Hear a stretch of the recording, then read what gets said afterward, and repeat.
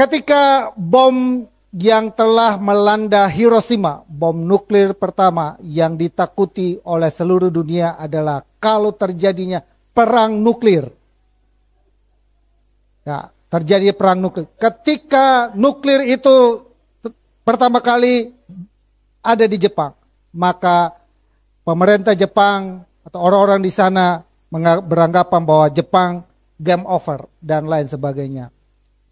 Indonesia kan cuma pakai babu runcing doang, menang.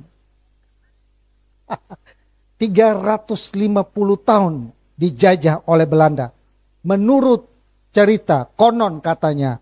Tapi saya nggak tahu benar nggak. Kalau 350 tahun harusnya kita semua di sini bukan pakai bahasa Indonesia, tapi kita pakai bahasa Van der Warwick. Karena papa saya jago itu barak.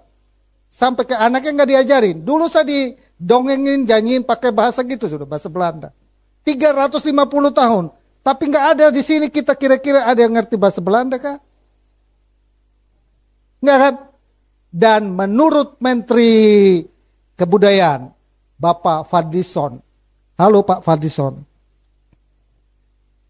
Dia akan merevisi, jangan 350 tahun, karena nggak ada ceritanya itu, 350 tahun. Lalu siapa yang menjamin bahwa Belanda menjajah kita 350 tahun? Kalau Jepang tahu kan 3,5 tahun. Nah ketika bom itu melanda Hiroshima, Nagasaki dan Hiroshima ya, itu luar biasa. Jepang melanda ya, dia menyerah. Tapi saudara, yang menjadi kenapa Jepang itu jadi hebat?